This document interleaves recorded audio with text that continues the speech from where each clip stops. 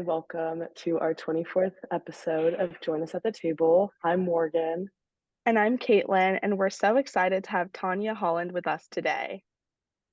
Tanya is an internationally renowned chef and author of the Brown Sugar Kitchen Cookbook, California Soul, and New Soul Cooking. She has received multiple Michelin Bib Gourmand awards and leads the conversation on equity in the restaurant and hospitality industry.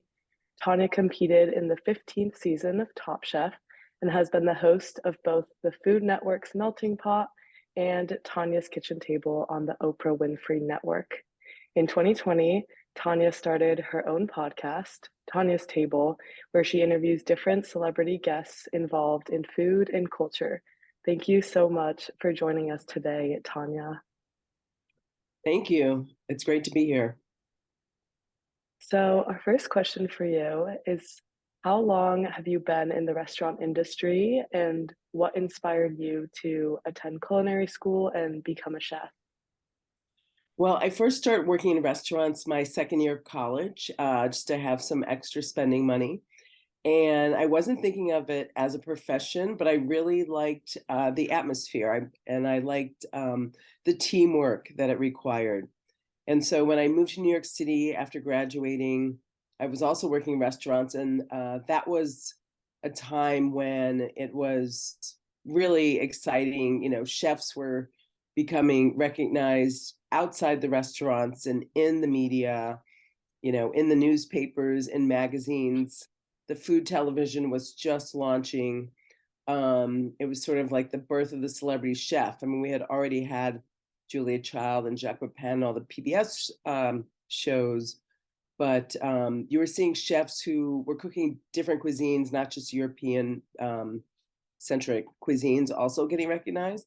And it was really exciting to me. And I did not see any restaurants that I felt represented my heritage, that where the food was taken really seriously, and the service and the ambiance. So it really inspired me, because I thought, well, this is something that I can create.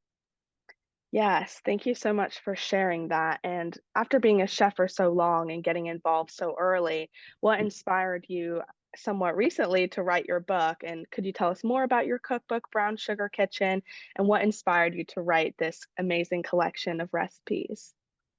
Sure. Well, I've now written three, and the first cookbook, New Soul Cooking, was really an extension of Melting Pot Soul Kitchen recipes I was creating, and just trying to get that book in print while I was on TV, hoping to sell it. The Brown Sugar Kitchen Cookbook features recipes from the restaurant that I had and ran for 14 years. And then California Soul really reflects how California has influenced my cooking, and also the story of African Americans who migrated to California from the South, which included much of my maternal family. So lots of different inspirations over the time, but yeah, I'm really, really pleased with this most recent book. That's great, and also really inspiring, just with regards to, all the influence that has been really put into these cookbooks. Sort of building off of that, we are wondering how you were able to capture just the sense and flavor of West Oakland into your recipes, and if you have a favorite recipe in any of your cookbooks. Well, when I arrived in West Oakland, there was a history of restaurants that had been in business probably in the 50s and 60s, maybe even 70s. Some of them had closed, and it was historically African American neighborhood that I felt like was being underserved. So I was kind of inspired by, serving African American centric food. I also found a space that had a wood burning smoker. So that inspired me to create some barbecue dishes. And, it's a great area of the Bay for weather and gardening. And so, there was this organization, I think it still exists, City Slicker Farms, which teaches urban residents how to backyard garden. So really like sourcing good vegetables that were seasonal and going to the farmer's market also really inspired my dishes. I don't know that I have any favorites. There's definitely, so many that I've created over the years. And even when I had the restaurant, I just like eating different things. I'm kind of that person. I think one dish that we made that was unique were our smoked yams, smoked mashed yams. A lot of people were really used to having yams that were candied with marshmallows at Thanksgiving. And so smoking them and pureeing them and serving them with the brown sugar butter was a pretty special combination. Yeah, and you talk a little bit about like urban gardening, and kind of also giving back to communities through really being able to garden your own produce. What roles do you think like inclusion and equity play in the food industry and maybe the restaurant industry today? Yeah, I mean, I think it's really important that everybody have the same access to quality ingredients, not just processed food or, sugary foods. There was, in fact, while I was had my restaurant in West Oakland, there was going to be a tax put on sugary sodas so that the people who were purchasing them for the local convenience stores would have this tax so the kids wouldn't just drink sugary sodas. It would be less encouraging for them to carry them, so they could have healthier options, and that was really important to me. Also, people having access to being able to dine out. So my restaurant, like the price point was accessible to people of different incomes. um, I hired very diversely, wasn't just hiring culinary graduate students, also hiring people who were wanting to learn the industry from the ground up and working their way up. And then, access to capital so that other people could launch their business, and even myself, being an entrepreneur and a Black woman, finding access to capital was always challenging. So I continue to work on, voicing the need for that, because there's still a lot of statistics that show that there's a lot of disparity. Definitely. I'm so glad you touched on that access point, particularly with regards to, expanding representation within just the food industry more broadly. That's so important. Hmm. And it's really inspiring that you're kind of like really involved in these efforts and to some degree, even just leading them. Um, Kind of segueing now, we were wondering what advice you would give to students that are looking to make food systems more sustainable and more equitable. That's a great question. I think, I mean, there's so much work to do in the food system because it's not really sustainable. There's a lot of waste. There's, big pay gaps. Some of the things I think we need to solve for is how do we compete with entry level positions in other industries? Entry level restaurant wages are really low. There's not benefits, and it's a really important industry. I mean, we saw how important it is to our economy. um, and everybody needs to eat and should be eating the highest quality, food. I think we have to, obviously look at our water system, our soil system. We have to find a way to incentivize the processed food makers and producers to change their ways. The commodity meats, I mean, we can't continue to produce on that level. So, maybe it's nutrition and diet education so people know that, these hormone laden foods are not good for you. It's always about education, actually, and to show people the cycle of waste and how that just affects everything. I've been fortunate to work with some people and some companies that are really focused on regenerative agriculture and like a full loop zero waste process, which is, what we have to work towards. So I think the more, people get educated, the more pressure we can put on even our policymakers to enforce sustainable practices, that would be great. Yes, I totally agree. I think there's so much work that can still be done about making legislature that's more sustainable food produce or Yeah, production. yeah. And I also liked how you touched on like how there's such large pay gaps in the food industry and restaurant industry. And I can tell from some research and from just talking today, you've done so much work to shape Oakland and other places' food landscape, as well as other areas in the Bay and food systems as a whole. And what's next for you in your career journey? Yeah, I want to thank you. I would like to continue to do that work and even on like, more national, international scale. As a matter of fact, I'm going to Tokyo next week for a food tech conference, and I'm going to be working with an ingredient that's new to me that is being, at this point, made available for wholesale companies and, hopefully institutions. It's a ground meat substitute, but it's made from mushrooms. I think there's 8 ingredients, everything you can pronounce, really holistic and delicious, actually. It's called Mamu. And so, I think that is the key too, is to convert people to, like, everything has to be delicious. And I want to, um, continue to create recipes that inspire people to try to cook at home, to eat well, and to also support restaurants that have these same values, that support their workers with sustainable living wage, and make decisions that are great for the environment.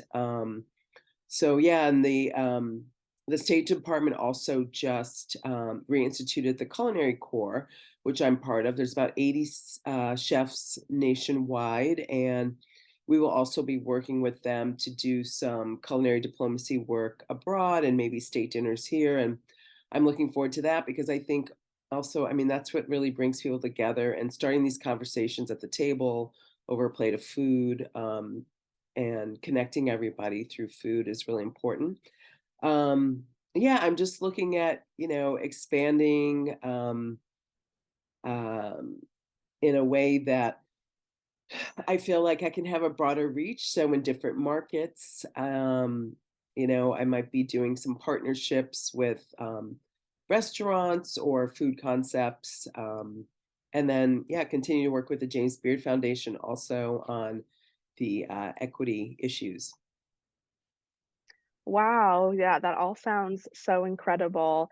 I love learning about the food tech, the mamu, I think you said, the meat that's made from mushrooms.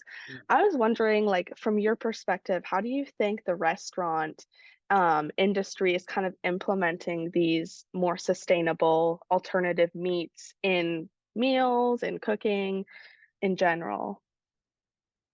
Well, I think that, I know my colleagues, it's sort of gently we have to introduce the change because, a lot people find a lot of comfort in food. And so people want what they want when they want it, and sometimes aren't open to, new flavors or new textures. So again, I think that's where like a chef endorsement and, a chef maybe who's known for making delicious foods can help. And I think, you're going to slowly see, already we have a lot of restaurants going plant-based forward and less commodity meats.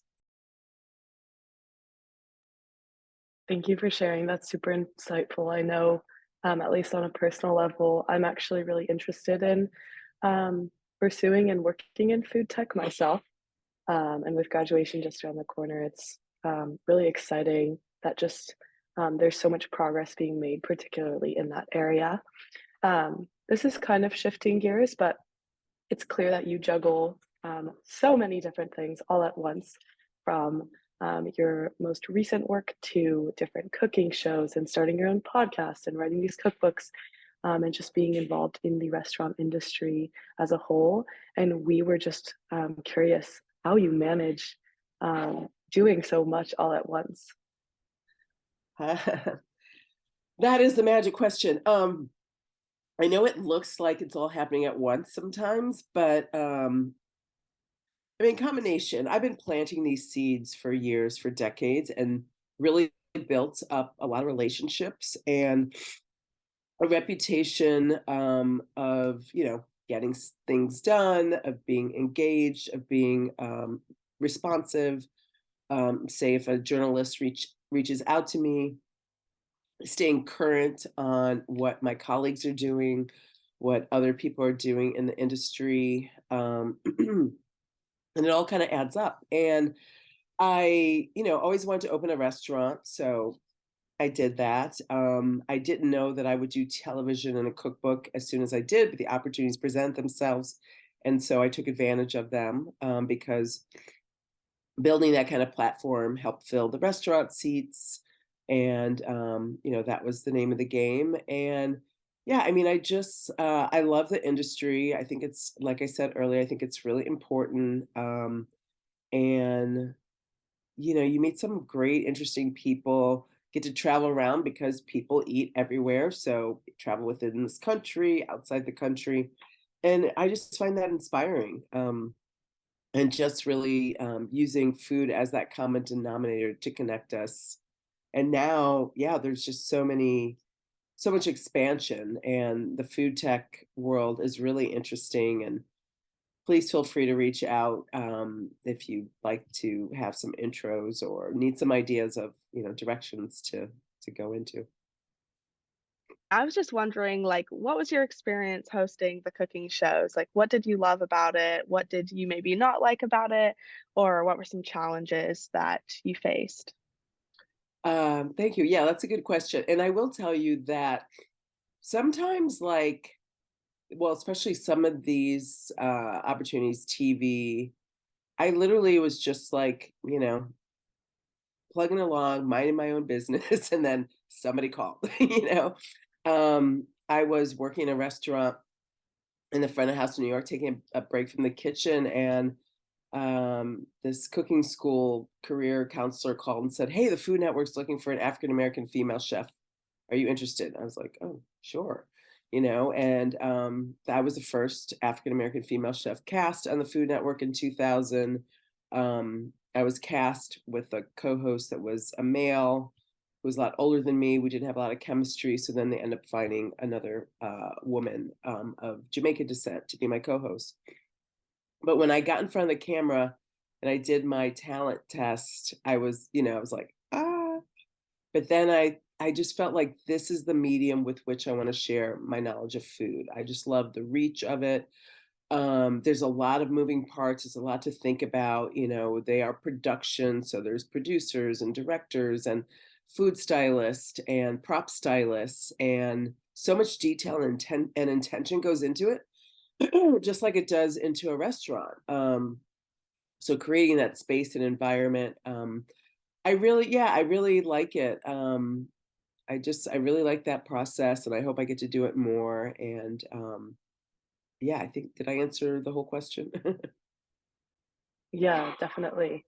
And you did kind of start to touch on this, but we were just wondering, because the chef industry is fairly male dominated, how you combat and overcome, these stereotypes. Obviously, there are many others, but um, that is one piece of it.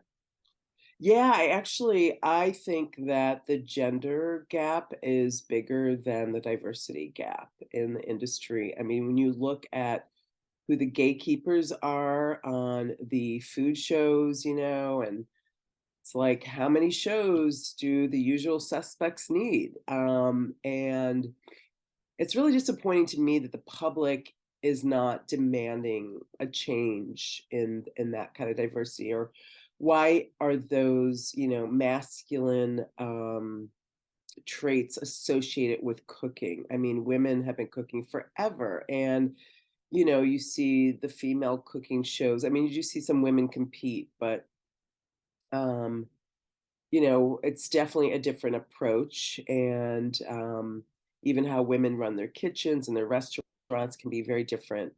And I really think that there has to be a little bit of a greater shift in representation on the media, because the media is so powerful. And I'm working on that. I am determined to have the same opportunities, as my male counterparts, and to create, my vision for a multi-tiered organization where I have books and shows and restaurants, and so that I can create opportunities for people who look like me, women, people of color, and or anyone who has experienced any adversity, or just is interested in working in an environment that's more equitable, no matter what the background is. But I think, yeah, the media has played a big role, unfortunately, in that disparity.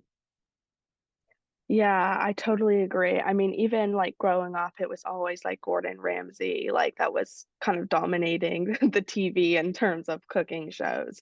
And I was kind of wondering, shifting, I guess, a little bit into like the James Beard Foundation, working with the equity team there and making strides in that. What some things that you're working on for the James Beard Foundation, and kind of how you tackle these challenges of needing more women and more people of color in the restaurant industry. Yeah, so we started, I was not involved and really kind of wrote off the foundation for years because I kept seeing the same people recognized and winning. And the former senior vice president reached out to me probably like 7 or 8 years ago and said, we're thinking of starting this, we're going to have this women's summit, and then we're going to start this class with Babson, and it's going to be like a mini MBA just for women in the industry to help accelerate their efforts. So I was a graduate of that inaugural class, the Women's Entrepreneur Leadership class, which is great. We also now have some legacy programs, which are a mentoring program where chefs apply for, and then they're given some advice, regular advice, and scholarship, and a platform to actually cook their food in front of different audiences, and some social media and marketing support. And we've had the Chef's Boot Camp for Policy and Change also for about 7 or 8 years, and that's mixed gender and racial group. And it's great because, again, it's an opportunity for us who wouldn't usually gather to spend time together and share ideas, share our challenges, recognize each other's differences, and see how we can work together to make the industry better. And I know there's some other programs, but also I'm on the board of trustees, and just being at the table and makes a difference. I was on a Zoom call a couple of years ago, and I start looking at the window. I was like, wait a second, this is not diverse. And I spoke up, and then within 6 months, we had, in the past 2 years, we've added probably 10 new board members, women and people of color, because it was really one-sided before. So, if you're not at the table or in the room, you can't really do the work that's needed. So that's what I push for too, is to, get a seat at the table and or to be in the room. Yeah, and you briefly talked about mentorship programs and kind of initiating those from the James Beard Foundation. And I was wondering, did you have any mentors when you were starting out your career, or maybe how has mentorship played a role in your career if it has? I didn't have any consistent mentors. And so that's why I really, I had this idea in my head that I'm going to become a mentor, because I'm going to be the change I want to see, and I'm going to provide this for people who need it. I think it's really important. I mentioned it to a chef I worked for, early in my career when I was cooking. I'd love to find a mentor, and he laughed at me, and was very disappointing, disheartening. And I'm like, well, why? Especially you see a lot of men pull other men under their wing and share information. And it's just sort of understood that that will happen. And, definitely didn't see it happening for women. So, I try to keep my door open and lines of communication open to, even if it's just like touching base here and there, a couple questions. I mean, I think mentoring can look very different, but you have to, and it's a two-way street. But as a mentor, I just, yeah, I feel like if somebody has the interests and the is self-starting enough to approach me, then of course I want to share my information. I mean, I can't take it with me. I think there's plenty of room for everyone, and that's how you learn things. Definitely. Yeah, thank you for sharing. I think there are like so many barriers, as you mentioned, particularly for women and particularly for women of color. And it's really impressive and commendable that despite maybe not having a mentor, that you just took matters into your own hands and said, I am going to become a mentor for people one of these days, and I will create change, even if that change has not already started to happen. Um, and we wish that we could continue picking your brain because this conversation has been so insightful, and it has just been such a pleasure getting to talk with you, Tanya. But that being said, we will put more information about you within our slides. You can specifically find more information about Tanya on her website, tanyaholland.com, as well as other forms of social media. I know you have an Instagram that I was looking at myself. So we will be sure to share those with our further community as well. Thank you. Yeah, and we'll post the link to this recording on the CFIE website. And if you'd like to view more episodes of Join Us at the Table, you can also view them on the CFIE website. Thank you so much, Tanya. Thank you. I appreciate it. Nice to meet you both.